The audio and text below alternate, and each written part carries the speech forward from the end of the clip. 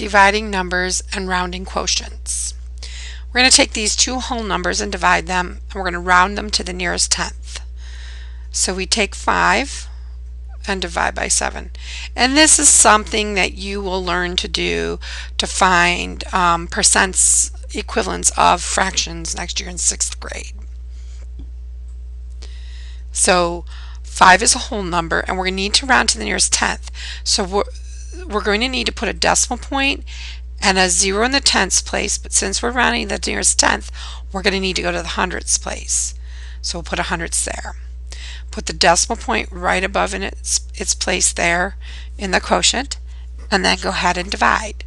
7 divides into 5 0 times. 0 times 7 is 0.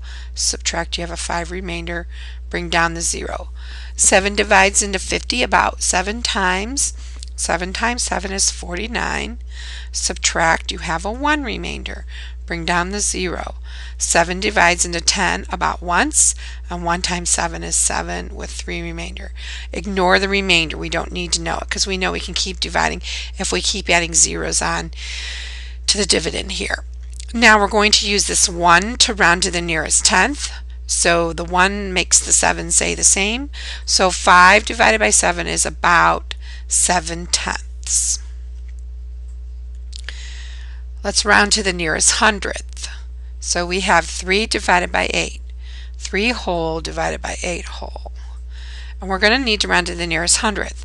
So we'll have to put our decimal place here, decimal point, add the tenths place, the hundredths, and the thousandths, because the thousandths will help us round to the nearest hundredth.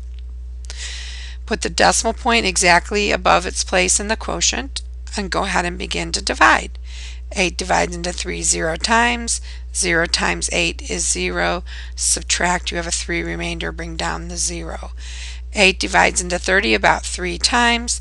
3 times 8 is 24. Subtract, you have a 6 remainder. Bring down the next 0. 8 divides into 60 about 7 times, and 7 times 8 is 56. Subtract, you have a 4 remainder. Bring down the next 0. 8 divides into 40 5 times. 5 times 8 is 40. And then we have no remainder, so we couldn't go any further. So now, since we're rounding to the nearest hundredth, we're going to go to the hundredths place, which is a 7. Look to the right, and there's a 5, and the 5 is going to round the 7 to an 8. So 3 divided by 8 round to the nearest hundredth is 0 and 38 hundredths.